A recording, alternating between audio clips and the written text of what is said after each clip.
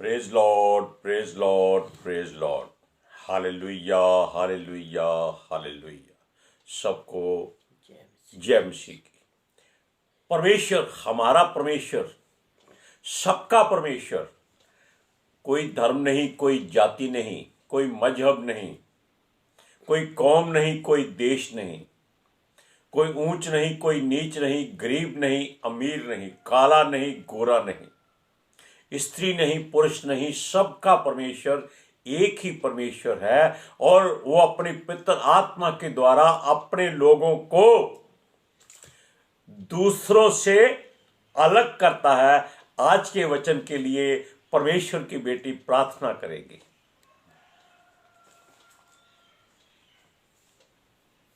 सबको जय मसीह की। परमेश्वर आप सबके साथ है और आप सबसे बहुत प्रेम करता है। Hallelujah, hallelujah, hallelujah. महान परमेश्वर, सर्वशक्तिमान ईश्वर, जमीन आसमान दे मालिक ते खालिक, तुहाडा धन्नवाद, तुहाडा शुक्र करदे स्वामी।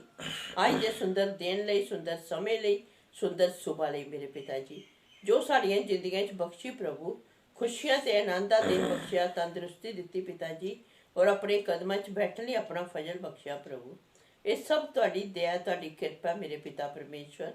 तुहाडी बेटी हिरदे तो तुहाडा धन्नवाद, तुहाडा शुक्र करदी स्वामी। पिता जी, हर रोज जो सेवा बख्शी प्रभु, अच्छे वचन देंदे प्रचार करना, उस लिए भी तुहाडा धन्नवाद, तुहाडा शुक्र करदे स्वामी।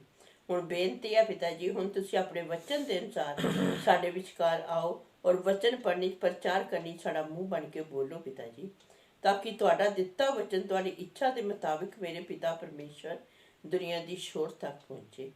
तुहाडा धन्नवाद, तुहाडा शुक्र करते हैं स्वामी। प्रार्थना सुनने लई, प्रार्थना प्रभु यीशु के समर्थित पवित्र नाम च मंग लैने आ। आमीन, आमीन। परमेश्वर का आत्मा, इस बात को ध्यान रखिएगा कि हम कुछ भी करते हैं, कैसा भी काम करते हैं, परमेश्वर अपने आत्मा के द्वारा अपने लोगों को जिस काम के लिए उसने उनको चुना है अलग करता है। हम अपनी मर्जी नहीं कर सकते। अगर परमेश्वर ने हमको ये काम दिया था कि हम उसके वचन का प्रचार करें, मैसेज बनाएं, और अब उसकी ओर से ही ये हो रहा है कि हम YouTube पर जिसको भेजते हैं, लेकिन ये हमारी मर्जी नहीं है, ये परमेश्वर के पितर आत्मा की मर्जी है कि वो हमको कैसे अलग करता है और कैसे इससे माल करता है। हालेलुया। सुनिए, जब परमेश्वर के दास, पवित्र लोग, पवित्र कहेंगे क्योंकि जो प्रभु के वचनों में प्रेरित थे, परमेश्वर की ओर से चुने गए थे, पौलुस को चुना था, पतरस को चुना था, यानी कि जो 12 लोग चुने हुए थे, वो किसी जगह पर परमेश्वर की आराधना में बैठे थे, कुछ भी कर रहे थे, और परमेश्वर का आत्मा किसी को दिखाई नहीं देता, ये ध्यान रखिएगा। लेकिन उसकी आवाज आप सुन सकते हैं, क्योंकि वो हमारी तरह बात करता है। हम चाहे किसी भी भाषा को क्यों ना बोलते हो, वो उसी भाषा में बात करता है, और उसको छुआ भी जा सकता है। जैसे हम आईने में अपने आप को छूते हैं, कैसे? ऐसे। इसी तरह उसको परखा जा सकता है, लेकिन कोशिश करें कि परमेश्वर के द्वारा आप परखे जाएं। आप परमेश्वर को परखने की कोशिश मत करें। हालेलुया। वो हमसे बातें करता है, परमेश्वर का संदेश पहुंचाता है, क्योंकि वो हमारा सहायक है। परमेश्वर ने इसीलिए भेजा है कि वो अंत तक हमारे साथ रहे। हम चाहे कैसी भी बुराई में क्यों ना पड़ जाएं, वो हमको छोड़ता नहीं है, क्योंकि वो परमेश्वर का हुक्म मानता है।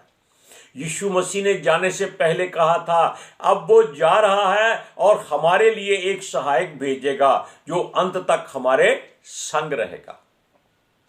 लेकिन हम लोग ही हैं जो लालच में आकर, बुराई में आकर, पापों में फंस जाते हैं और प्रभु को छोड़ देते हैं। लेकिन वो हमको नहीं छोड़ता। परमेश्वर के स्वर्गदूत आते हैं, आप उनको देख सकते हैं, उनसे बातें कर सकते हैं, उनसे लेन देन कर सकते हैं, क्योंकि वो परमेश्वर के सेवक हैं। हालेलुया। सुनिए, जब सारे प्रेरित लोग मिलकर प्रार्थना कर रहे थे, वंदना कर रहे थे, उपवास में आराधना कर रहे थे और परमेश्वर की उपासना कर रहे थे, तब पवित्र आत्मा जी उनके बीच में हाजिर हो गए। उन्होंने क्या कहा? उन्होंने कहा कि जिन लोगों को उन्होंने जिस काम के लिए चुना है उनको अलग करो। आपको हमने पहले बताया कि परमेश्वर का पितर आत्मा हमको कैसे इस्तेमाल करता है। उसने उनको कहा कि अपने समूह में से, यानी कि जो भी आपका ग्रुप बना हुआ है, उसमें से उन लोगों को अलग करो जिनको पवित्र आत्मा जी ने किसी और काम के लिए यहां भेजा है। हालेलुया।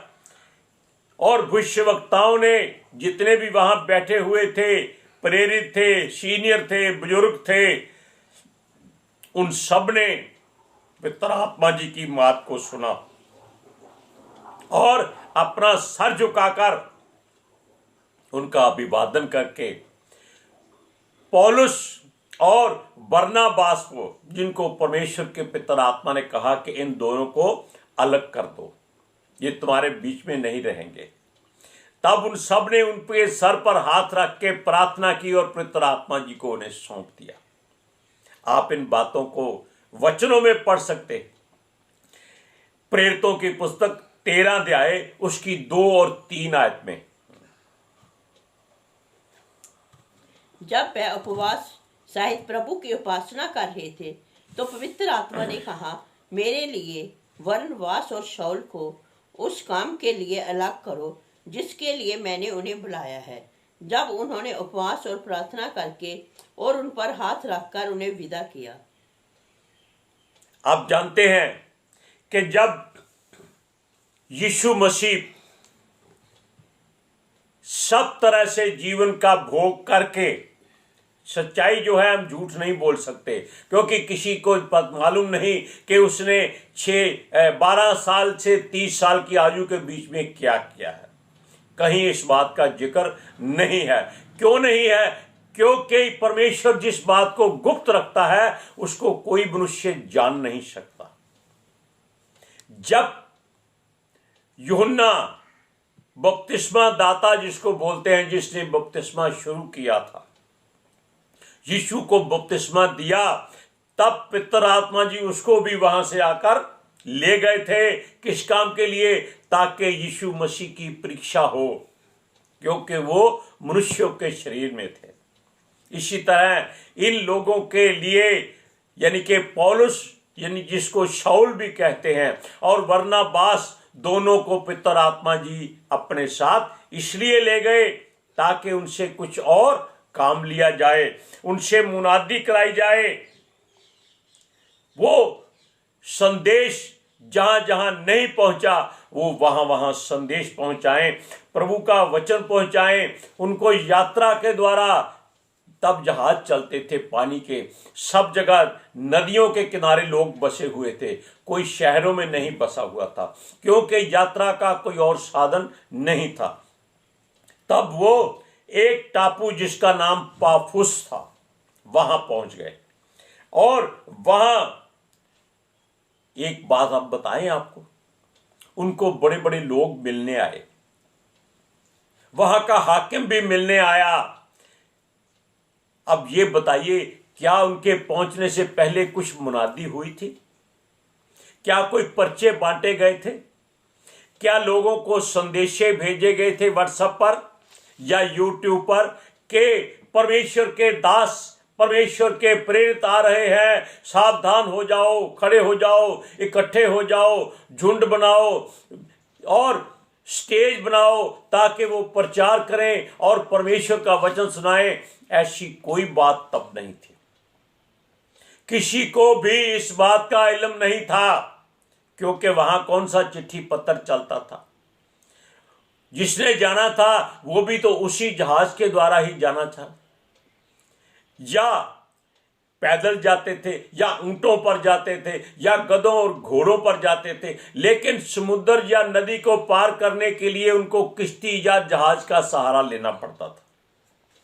तो आप बताइए कि उनसे पहले क्या कोई मुनादी हुई कि बरनबास आ रहा है, सावधान हो जाओ, पौलुस आ रहा है, सावधान हो जाओ, वो परमेश्वर के पितर लोग हैं, पितर आत्मा जी उनको ला रहे हैं। ऐसी कोई बात नहीं थी, क्योंकि प्रचार करने वाला परमेश्वर है, मुनादी करने वाला हमारा परमेश्वर है। आप जानते हैं कि जब यहोशू मूसा के बाद चुना गया कि लोगों की अगुवाई करे, तब परमेश्वर ने उसको बात कही थी कि मैं तेरे आगे आगे चलूंगा और तेरी महिमा इन लोगों में बढ़ाऊंगा, ताकि ये लोग जान लें कि यहोशू अपनी मर्जी से उनका मुखिया नहीं बना, बल्कि परमेश्वर की मर्जी से चुना गया है। हालेलुया। इसी तरह पितर आत्मा जी बरनबास और शाऊल को लेकर जहाज के द्वारा उड़ाकर नहीं, जैसे फिलिप्पुस को लेकर गए थे वैसे नहीं, लेकिन जैसे भी लेकर गए वहां उनको लेकर गए। और आज के युग में क्या होता है, किसी प्रचारक ने आना होता है तो उसके लिए बड़े बड़े इश्तिहारबाजी होती है, झंडे लगाए जाते हैं, सड़कों पर उनके नाम की पट्टियां लगाई जाती हैं, उनकी तस्वीरें लगाई जाती हैं, यीशु का नाम कहीं नहीं होता। आप देख सकते हैं बड़े बड़े पोस्टर लगे होते हैं और पास्टर जी की फोटो लगी होती है बहुत बड़ी, ऐसे आशीर्वाद देते हुए जैसे यीशु मसीह वो ही है। क्यों होता है? क्योंकि आज के युग में लोग अपनी महिमा और अपनी बड़ाई ज्यादा चाहते हैं, जबकि लोगों को उसके करीब भी नहीं आने दिया जाता। यानी कि जो पास्टर ने आना होता है उसके करीब लोग नहीं जा सकते। क्यों? उसके साथ में बाउंसर होते हैं, बॉडीगार्ड होते हैं, और उनको अलग गाड़ी में, बहुत बड़ी गाड़ी में जो सबसे महंगी होती है उसमें बिठाया होता है। चारों तरफ से उसकी सुरक्षा होती है। अरे जिसमें पितर आत्मा है उसको सुरक्षा की जरूरत नहीं होती। ये ध्यान रखिएगा इस बात को। जिसके आसपास परमेश्वर का अभिषेक है, उसकी आग है, उसका कोई कुछ नहीं बिगाड़ सकता। हालेलुया। वचन पता है क्या कहता है? जो हम आपको बताते हैं उसमें नहीं लिखा, लेकिन जो सच्चाई ये है कि यीशु को मिलना आसान है, आज के युग में पास्टरों को मिलना उतना आसान नहीं है। हालेलुया। क्योंकि बाइबल खोलो, प्रभु यीशु आपसे बातें करता है, आपके हृदय की बात को जानता है, लेकिन पास्टर को मिलने के लिए पर्चियां भेजनी पड़ती है, दान देना पड़ता है, चंदा देना पड़ता है, उनको फोन पे अपॉइंटमेंट लेनी पड़ती है कि हम कनाडा से आ रहे हैं, हमारे लिए सीट बुक कर दो। लेकिन वहां जब पौलुस और बरनबास पहुंचे तो पितर आत्मा ने पहले ही उसका स्वागत के लिए वहां के हाकिम को भेज दिया। लेकिन उसके साथ में शैतान भी था। आप जानते हैं कि जब परमेश्वर को उसके पुत्र अय्यूब की किताब में लिखा है मिलने के लिए आए, तो उसमें शैतान भी था। वो कहीं रुकता नहीं है, वो हमेशा आपके साथ साथ चलता रहता है कि कब इनके मुख से कोई गलती हो जाए वो परमेश्वर को उसकी शिकायत लगाए कि देखो तेरा दास ये जो प्रचार कर रहा है, ये तेरी दासी जो प्रचार कर रही है, ये झूठ बोलते हैं, ये चुगलीखोर है, ये खुद कुछ नहीं बिगाड़ सकता, ये परमेश्वर को शिकायत लगा सकता है। हालेलुया। तब जो हाकिम था उसका एक सहायक था जिसमें दुष्ट आत्माएं थी, यानी कि वो जादू मंत्र जादू टोने करने वाला था। उसको भरमाया हुआ था हाकिम को। हाकिम ने सोचा कि पौलुस के से कुछ ऐसी बातें सुनी जाए जो परमेश्वर की ओर से है, उससे वचन सुना जाए ताकि उस पर अमल किया जा सके। लेकिन उस मनुष्य ने, जिसमें शैतान था, जिसका नाम इलीमास था, यानी कि टोना करने वाला था, ऐसा ही उसका मतलब पवित्र शास्त्र में बताया गया है। उसने हाकिम को रोका, ऐसा मत करना, अब क्रिश्चियन बन जाओगे, मसीह हो जाओगे, लोग आपको बुरा कहेंगे, आपको गालियां देंगे, आपका ओहदा खत्म हो जाएगा। ऐसी ऐसी बातें उसने बहुत कही। लेकिन तब पवित्र आत्मा जी का अभिषेक पौलुस पर उतरा। उसको क्रोध आया, लेकिन उसने हाथ नहीं उठाया। उसने अपने मुख से वचन कहा, वचन के द्वारा उसको सजा दी, उसको कोड़े मारे कि ऐ दुष्ट इंसान, सकल धर्म के वैरी, शैतान की संतान। उसे कहा, पौलुस ने पवित्र आत्मा से भर करके कहा, क्योंकि पवित्र आत्मा की जब आग आप पर आ जाती है तो शैतान को दिखाई दे जाती है। उसके मानने वाले भी उसको महसूस कर लेते हैं। उसे कहा कि तू प्रभु के वचन को टेढ़ा करना नहीं छोड़ता, तू बुरा है, बुराई करता है। अगर किसी मनुष्य को अच्छा होने की इच्छा है, वो जीवन पाना चाहता है, तो तू उसके रास्ते में रोड़ा बनता है, रुकावट बनता है। प्रभु का हाथ तुझ पर पड़ा है, अभी तू थोड़ी देर के लिए अंधा हो जाएगा। और वो सचमुच वो मनुष्य जो इलीमास टोना था, वो उसी समय अंधा हो गया। ये सच्चाई की बातें हैं। और वो हाकिम जो सचमुच में परमेश्वर का वचन सुनना चाहता था, ऐसी बात जब उसने देखी कि इसके वचन में इतनी ताकत है कि कुछ जादू टोना नहीं किया, केवल मुख से वचन कहा और इलीमास पर आग पड़ी और वो अंधा हो गया। तब उसने विश्वास किया। ऐसी बातें आप अपने हृदय में रखा करें। आप इस वचन को पढ़कर देखिए। प्रेरितों की पुस्तक 13 अध्याय उसकी 6 से 12 आयत तक। वह उस सारे टापू में होते हुए पाफुस तक पहुंचे। वहां उन्हें बार यीशु नामक एक यहूदी टोना और झूठा भविष्यद्वक्ता मिला।